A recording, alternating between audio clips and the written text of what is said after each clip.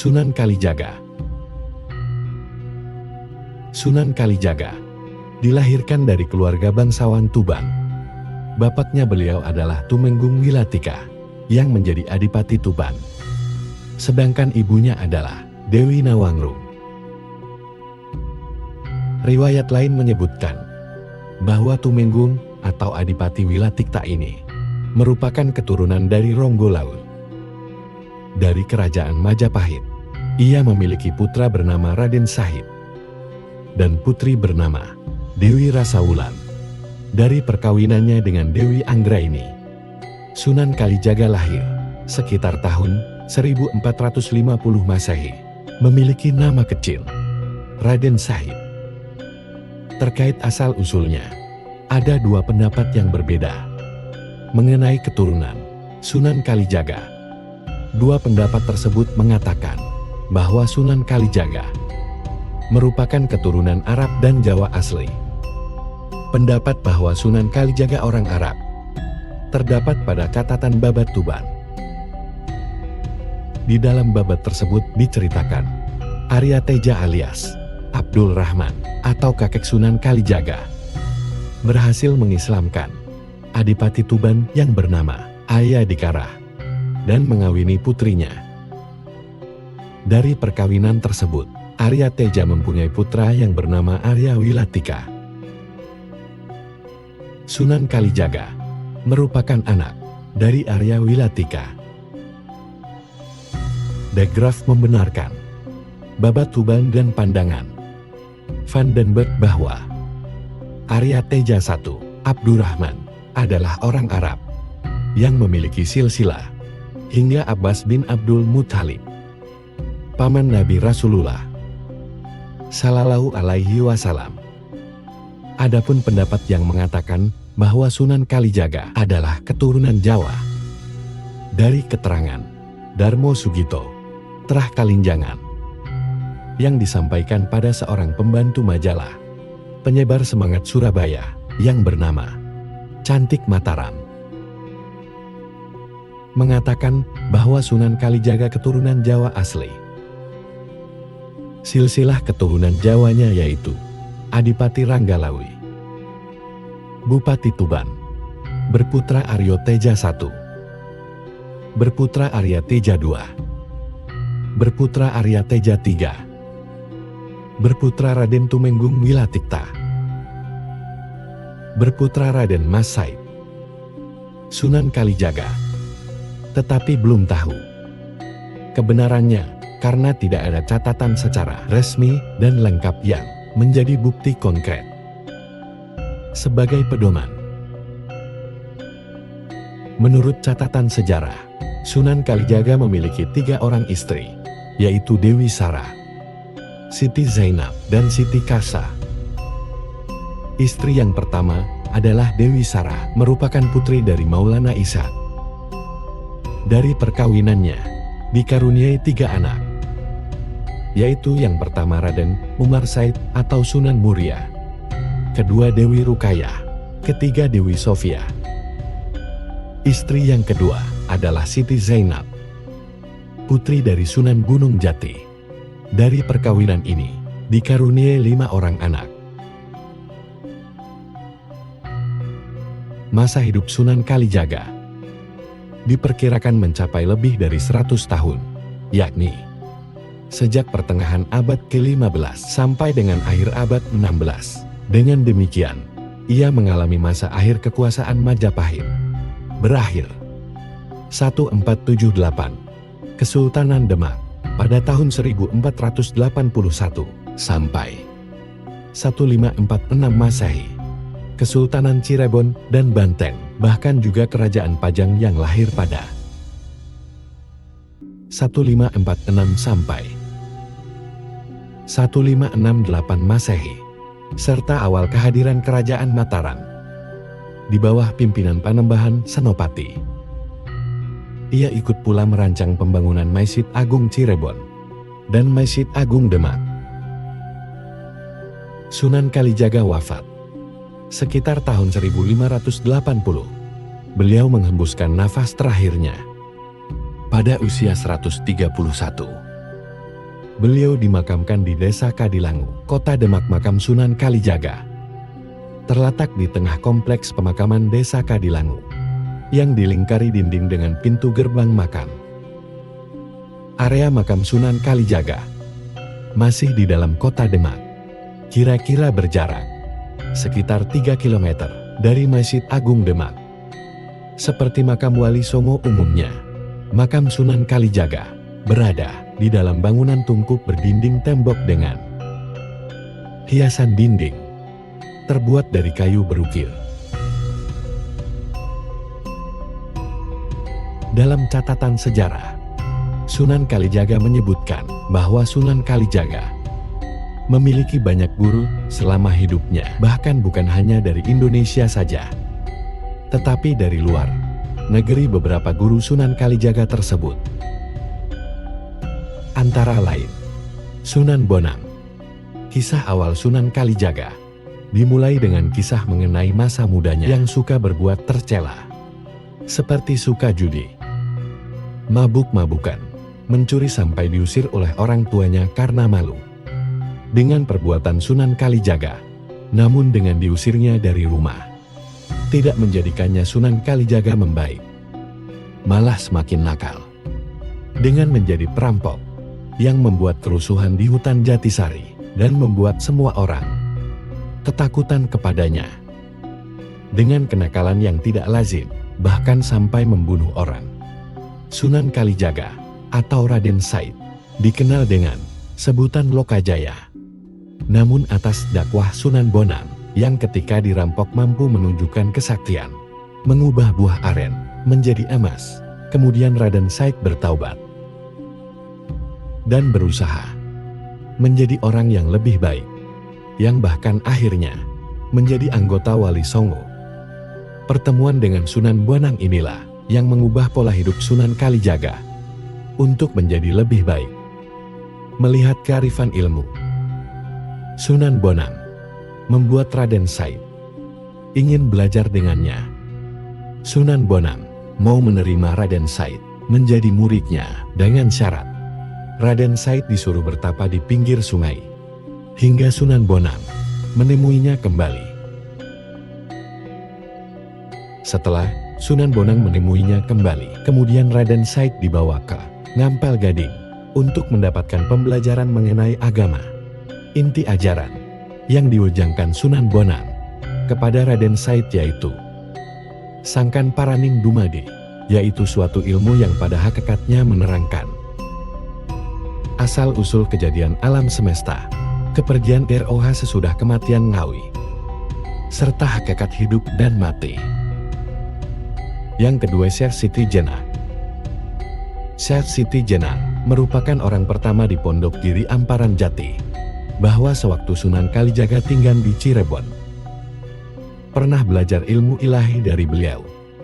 Namun kemudian, mereka berdua berguru tentang ilmu makrifat dari Sunan Gunung Jati selama 4 tahun. Selanjutnya, Syekh Sutapris. Sunan Kalijaga pernah berguru kepada Syekh Sutapris pada abad ke-15.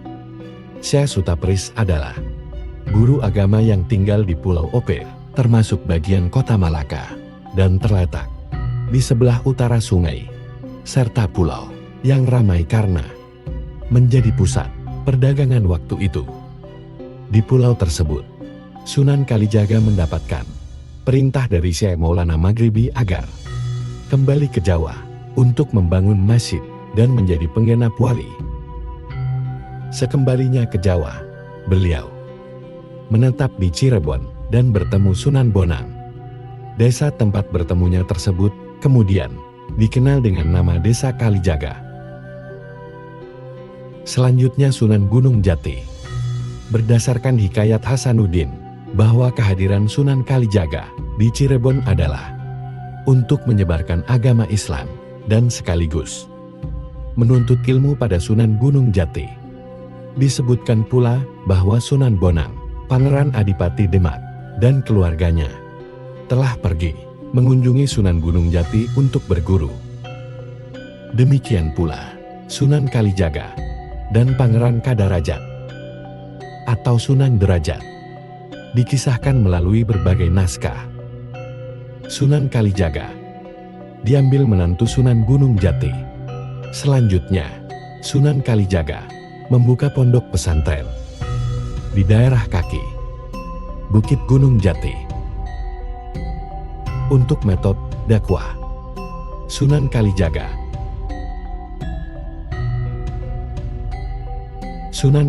dalam melakukan dakwah secara luas karena masyarakat Jawa saat itu masih menganut kepercayaan lama. Sunan Kalijaga mendekatkan diri ke dalam masyarakat yang masih awam. Selain itu, Sunan Kalijaga mengenakan pakaian adat Jawa setiap hari dengan menggabungkan unsur Islam.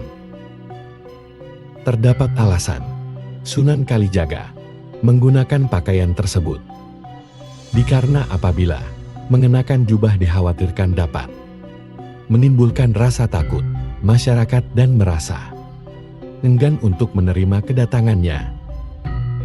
Salah satu hal yang dapat dikatakan unik ketika Sunan Kalijaga merebut simpati masyarakat terlebih dahulu agar mau menerima agama Islam. Selanjutnya, beliau menjelaskan kepada masyarakat mengenai agama Islam dan menasihati untuk meninggalkan adat dan kebiasaan yang bertentangan dengan ajaran Islam. Akan tetapi, kebudayaan dan kesenian yang sekiranya dapat ditanamkan unsur ajaran Islam akan dipertahankan serta digunakan sebagai media dakwah oleh Sunan Kalijaga. Berbagai media dakwah yang digunakan yaitu gamelan, kending tambang, wayang grebek solok, tata kota selamatan, kenduri dan upacara tradisional. Tidak hanya itu, Sunan Kalijaga kerap memakai nama samaran seperti Ki Dalam karena kemampuan beliau dalam mengajarkan Islam kepada masyarakat melalui pertunjukan kebudayaan dan kesenian. Warisan seni dan budaya yang diciptakan Sunan Kalijaga tentu digunakan sebagai sarana dan media dalam berdakwah, menyebarkan agama Islam di Pulau Jawa. Peran beliau sebagai seorang pendidik dan pengajar agama di tengah masyarakat yang beragama Hindu dan Buddha sangat dominan dan strategis, mengingat banyak orang mau Islam dan pada akhirnya menjadi murid beliau dari kalangan terbawah hingga bangsawan kerajaan. Banyak peran lain yang belum tergali, yang menunjukkan betapa beliau kaya akan konsep ajaran hidup yang berbasis pada pendidikan karakter atau akhlak pada umumnya yang masih relevan untuk diimplementasikan di semua zaman, termasuk zaman globalisasi sekarang ini.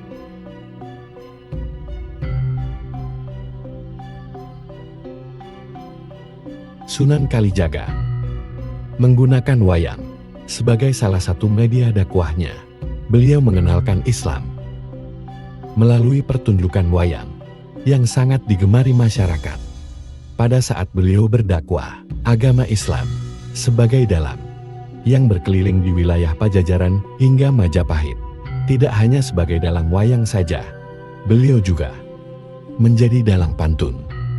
Apabila ada masyarakat yang ingin mengadakan pertunjukan wayang, maka Sunan Kalijaga tidak memungut uang, melainkan cukup membaca 2 kalimat syahadat dan menyebabkan Islam dapat berkembang dengan cepat.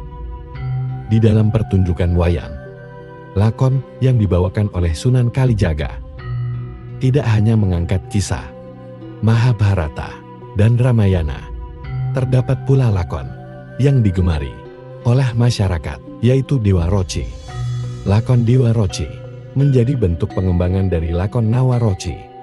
Lakon Dewa Roci ini mengisahkan Bima yang merupakan salah satu Pandawa saat mencari kebenaran melalui bimbingan Begawan Drona hingga Bima bertemu dengan Dewa Ruci.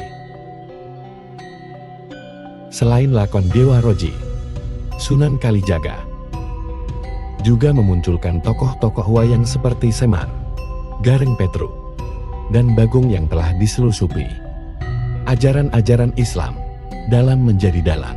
Sunan Kalijaga memaparkan ajaran tasawuf saat memainkan wayang, terutama saat lakon Dewa Ruci. Hal ini menyebabkan masyarakat dari seluruh lapisan menjadi senang. Saat pertunjukan wayang, Sunan Kalijaga memodifikasi bentuk wayang, sebelumnya berbentuk gambar manusia, menjadi gambar dekoratif dengan bentuk tubuh yang tidak mirip dengan manusia. Penggunaan pertunjukan wayang sebagai media dakwah penyebaran Islam oleh Sunan Kalijaga. Hal tersebut menunjukkan keahlian beliau dalam memadukan unsur ajaran Islam dengan unsur budaya masyarakat Jawa. Oleh karena itu, kebudayaan dan kesenian merupakan sesuatu yang tidak dapat lepas dari masyarakat. Selain lakon Dewa Ruci dan Punakawan, Sunan Kalijaga juga memasukkan ajaran Islam pada tokoh Yudhistira dan Bima, seperti yang dikisahkan dalam lakon. Yudhistira mendapatkan azimat Kalimasada karena tidak mau berperang. Azimat ini berguna untuk melindungi diri sendiri, menjauhkan musuh, dan memelihara stabilitas pemerintahan kerajaan. Jimat Kalisada ini tak lain perlambang dari kalimat syahadat. Pemanfaatan kebudayaan yang paling sering dipentaskan yaitu lakon Jimat Kalimasada. Sunan Kalijaga menjadi lakon wayang tersebut ialah sebagai media dakwah, pendidikan, latihan rohani, dengan menampilkan tokoh-tokoh pewayangan yang menjadi favorit rakyat. Dalam pewayangan ini, hampir keseluruhan yang dipentaskan kisahnya tentang tasawuf dan akhlakul karimah. Sebabnya yang dituju adalah pemeluk budul atau Hindu yang keseluruhan ajarannya mengenai kebatinan.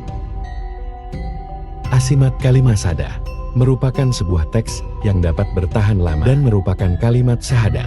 Oleh karena itu, Yudhistira meninggal dalam keadaan Islam. Kalimat Kalimasada berasal dari kalimat syahadat yang artinya yang bersaksi. Dalam lakon Bima digambarkan seperti salat. Hal ini disebabkan karena Bima digambarkan sebagai sosok yang kuat, sedangkan salat merupakan tiang agama, yang artinya tanpa salat, agama dari seseorang runtuh. Sementara itu, Arjuna dilambangkan sebagai puasa. Nakola dan Sadewa dilambangkan sebagai zakat dan haji. Berdasarkan pelambangan tersebut, Sunan Kalijaga telah menggambarkan masyarakat Jawa mengenai badan manusia dengan wayang. Hal ini dapat diartikan tradisi wayang kulit yang dipertunjukkan dianggap sama seperti kehidupan. Dalam ajaran Islam, Nabi Muhammad Sallallahu Alaihi Wasallam mengajarkan kepada kita untuk tidak melihat seseorang dari luarnya saja. Seni ukir dalam menyebarkan agama Islam. Sunan Kalijaga menggunakan seni ukir yang berbentuk dedaunan, bukan berbentuk manusia dan hewan, karena sejak para wali mengembangkan dakwah Islam, seni ukir yang berbentuk manusia dan hewan sudah tidak dipergunakan lagi. Seni ukir dedaunan diawali atau diciptakan oleh Sunan Kalijaga. Seni ukir tersebut dapat dijumpai pada kuil atau alat menggantungkan gamelan, dan pada rumah-rumah adat di sekitar Demak dan Kudus. Selanjutnya, gamelan-gamelan digunakan sebagai media dakwah oleh Sunan Kalijaga ketika pertunjukan dan acara lainnya. Dalam pertunjukan wayang, ketukan gamelan sudah dikubah Sunan Kalijaga agar iramanya sesuai dengan lakon yang akan dimainkan. Selain digunakan dalam pertunjukan wayang, gamelan digunakan untuk mengundang masyarakat agar datang ke masjid. Gamelan juga digunakan saat acara grebek dan sekaten yang bertujuan untuk mengundang banyak perhatian dari masyarakat. Selanjutnya, tembang Selain menggunakan wayang dan gamelan, Sunan Kalijaga dalam berdakwah juga menggunakan tembang. Tambang yang merupakan kebudayaan dan kesenian dari masyarakat Jawa. Sunan Kalijaga menciptakan tembang Macapat dan Dengkulok dengan nada yang memiliki toleransi antara melodi Arab dan Jawa. Lagu lain yang diciptakan Sunan Kalijaga adalah Ilir-ilir, Gundul-gundul, Pacul Kidung, Rumek Saing Wengi, Lingsir Wengi, Suluk Linglung. Dalam tembang Rumek Saing Wangi melambangkan doa saat malam hari setelah melaksanakan salat tahajud. Doa yang dipanjatkan bertujuan meminta agar senantiasa dihindarkan dari gangguan negatif, serta dalam gaya bahasa sesuai dengan pikiran masyarakat Jawa. Hal yang disampaikan dalam tembang Rumek Saing Wengi dapat menusuk hati pembacanya. Tembang ini disusun Sunan Kalijaga dikarenakan masyarakat Jawa masih kesulitan dalam menghafal dan melafalkan doa berbahasa Arab.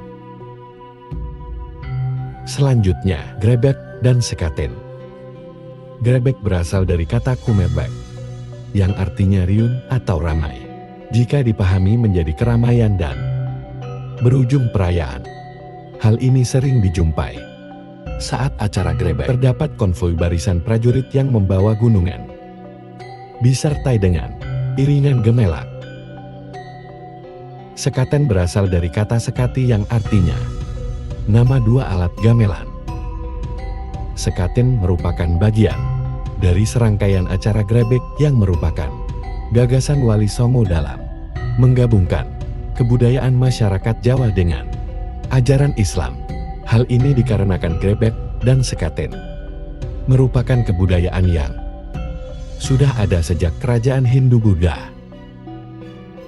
Ide untuk menggabungkan kebudayaan grebek dan sekaten dengan ajaran Islam muncul saat Sunan Kalijaga mencoba menarik masyarakat datang ke masjid dan bertepatan dengan peringatan Maulid Nabi Muhammad Sallallahu Alaihi Wasallam.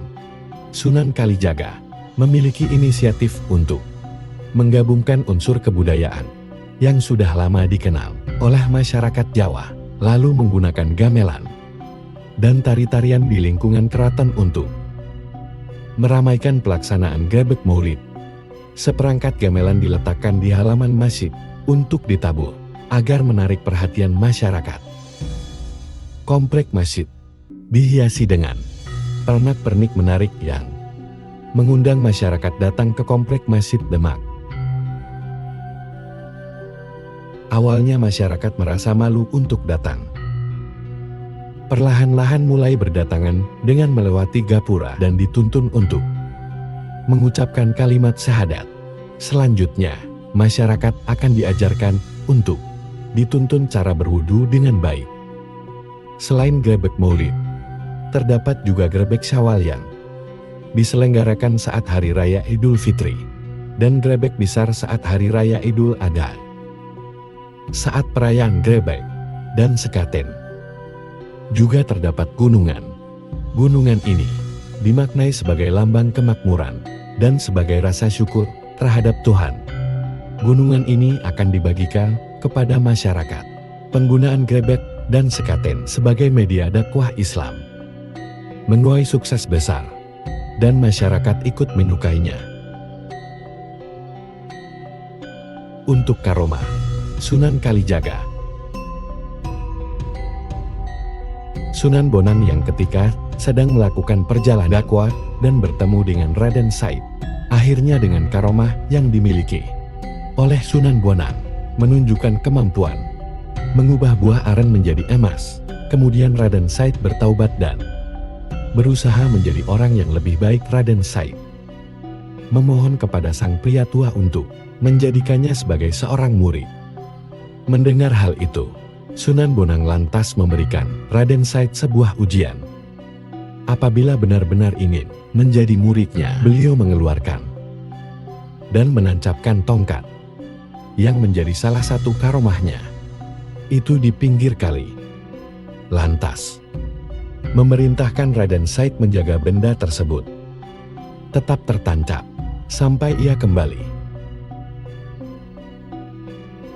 Sementara Sunan Bonang pergi meninggalkannya dengan melintasi sungai dengan berjalan di atas air, tanpa sedikit pun terkena percikan air. Ini merupakan salah satu karomahnya.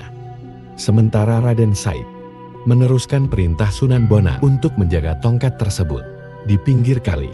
Beliau yang mulai merasa bosan, lantas berdoa kepada Allah Subhanahu wa Ta'ala untuk memintanya tertidur layaknya seorang pemuda di gua kahfi. Saat zaman Rasulullah Sallallahu Alaihi Wasallam dahulu, doa tersebut dijabah hingga akhirnya Berandal Lokajaya tertidur selama 3 tahun lamanya. Selama itu Sunan Bonang baru kembali. 3 tahun terlelap dalam tidurnya, Sunan Bonang membangunkan Berandal Lokajaya dengan cara mengumandangkan azan di sampingnya. Setelah terbangun dari tidurnya, Sunan Bonang mengajak Berandal Lokajaya menuju pesantrennya di wilayah Tuban untuk diajarkan ilmu agama. Akhirnya Raden Said atau Berandal Lokajaya menjadi salah seorang pendakwah seperti gurunya dan terkenal dengan sebutan Sunan Kalijaga. Namanya itu berarti seorang ulama yang menyebarkan Islam dan pernah menjaga kali sesuai perintah gurunya Sunan Bonang. Setelah menjadi wali, Sunan Kalijaga pun memiliki beberapa karomah seperti dapat mengubah rupanya hingga konon sempat bertemu Nabi Khidir alaihi salam. Lalu selanjutnya memiliki ilmu berubah wujud. Suatu ketika di pinggiran hutan yang lebat, tatkala Kanjeng Sunan Kalijaga tengah melakukan perjalanan syiar Islam, ia dicegat oleh segerombolan perampok yang sudah terkenal kekejamannya. Dengan polos, wali yang juga dikenal sebagai Syah Malaya ini mengatakan bahwa dirinya tak memiliki harta yang layak, tetapi pemimpin perampok itu tak mempercayainya. Bahkan dengan garang ia memerintahkan anak buahnya untuk menggeledah.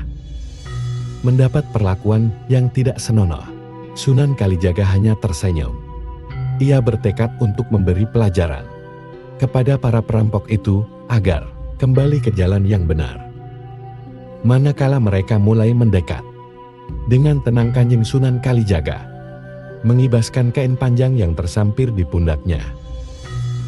Dan apa yang terjadi? Tenaga kibasan itu ternyata mampu membuat para perampok porak-poranda. Melihat kejadian itu, Ki Jagana, sang pemimpin perampok, menjadi perang. Ia langsung memasang kuda-kuda dan bersiap-siap menyerang Kanjeng Sunan Kalijaga dengan pedangnya. Dengan gerakan yang garang, ia mulai mendekati sasarannya. Sekali ini Sunan Kalijaga merapalkan ilmu Maleropa. Begitu usai, mendadak tubuh Kanjeng Sunan Kalijaga telah berada tak jauh dari Ki Jagana. Ki Jagana semakin bernafsu. Dengan teriakan keras ia langsung menyabetkan pedangnya ke tubuh Sunan Kalijaga. Aneh, Kanjeng Sunan Kalijaga tak menghindar. Ia membiarkan pedang yang demikian tajam itu menghantam tubuhnya. Melihat kejadian itu, sudah barang tentu membuat para pengikut Ki Jagana menjadi perang. Dengan ganas, salah seorang anak buah Ki Jagana melabrak. Begitu ia akan melompat, sebuah tangan yang halus telah menahan gerakannya. Tangan Kanjeng Sunan Kalijaga. Belum sempat ia membuka mulut, dengan penuh wibawa, Kanjeng Sunan Kalijaga berkata, "Jangan panik. Yang diserang hanyalah pohon asam, bukan aku." Ketika anak buah Ki Jagana ini akan bertanya lebih jauh, terdengar suara lembut Kanjeng Sunan Kalijaga menambahkan, Jika ingin tahu, pejamkanlah matamu, lihatlah dengan mata batinmu, maka engkau akan tahu apa yang terjadi. Beberapa anak buah Ki Jagana pun melakukan apa yang disarankan oleh Kanjeng Sunan Kalijaga, dan apa yang terjadi? Mereka melihat dengan membabi buta Ki Jagana yang merasa membabatkan pedangnya ke tubuh Sunan Kalijaga itu ternyata hanya menetapkan pedangnya ke batang pohon asap. Karena tubuh yang ditebas tak juga roboh, akhirnya Ki Jagana kehabisan tenaga dan ia menjadi terkejut bercampur malu. Tatkala Kanjeng Sunan Kalijaga mulai mencabut ilmunya, ternyata ia hanya menatap sebatang pohon asam. Akhirnya Ki Jagana menyerah dan menyatakan tobat, serta memeluk agama Islam yang disebarkan oleh Kanjeng Sunan Kalijaga. Lalu selanjutnya, mengubah tanah menjadi emas. Ki Pandan Arang I yang dalam pemerintahannya cukup merasa sangat menderita, dan karena putri kesayangan yang cantik jelita menderita sakit lumpuh. Segala ikhtiar telah dilakukan, malangnya semua usaha beliau gagal. Tidak ada kemajuan. Putrinya tetap lumpuh, sehingga beliau mempunyai nazar. Barang siapa dapat menyembuhkan putrinya, akan diambil sebagai menantu.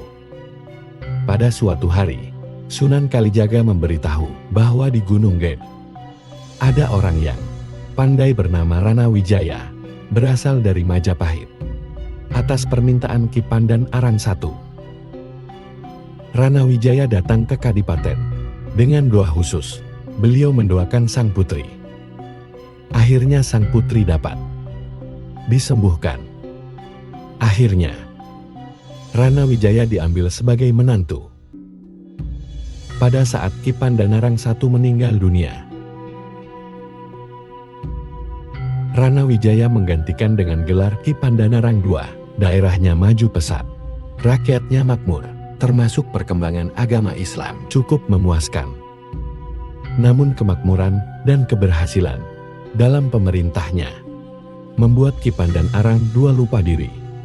Ia jadi congkak, sombong dan kedekut. Ia selalu mengejar harta walaupun sudah melimpah ruah. Mengetahui keadaan semacam itu, Sunan Kalijaga datang, menyamar sebagai penjual rumput. Dalam kesempatan tawar-menawar, disisipkan peringatan terhadap perilaku Ki Pandan Arang II yang telah menyimpang dari ajaran agama Islam. Berulang kali Sunan Kalijaga datang, memperingatkan namun tak dihiraukan. Akhirnya Sunan Kalijaga menunjukkan kesaktiannya. Setiap tanah yang dicangkulnya berubah menjadi sebongkah emas dan diberikan kepada Pandan Arang.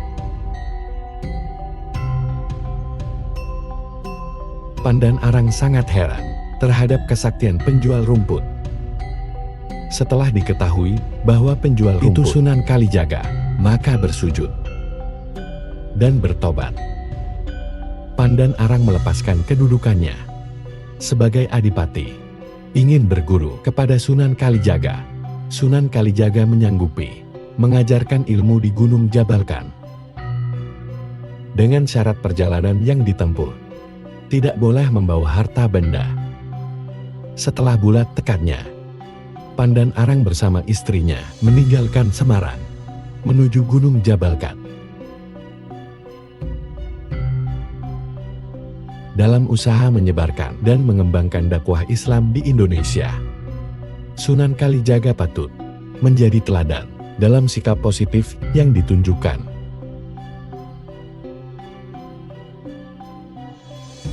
Tekun, istiqomah, dan toleran. Usia yang panjang bagi Sunan Kalijaga memberikan waktu luang baginya mengabdikan diri menyebarkan Islam.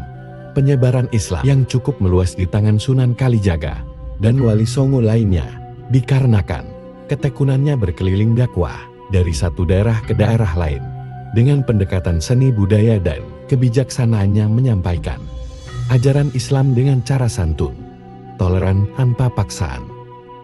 Kedatangannya menjadi dalang di sejumlah daerah tanpa mengharap upah. Baginya ucapan 2 kalimat syahadat menjadi upah yang tak ternilai harganya. Pemirsa budiman, itulah tadi cerita sejarah membahas Sunan Kalijaga. Nantikan cerita sejarah selanjutnya. Jangan lupa berikan masukan kalian, kritik kalian, saran kalian di kolom komentar. Wassalamualaikum warahmatullahi wabarakatuh.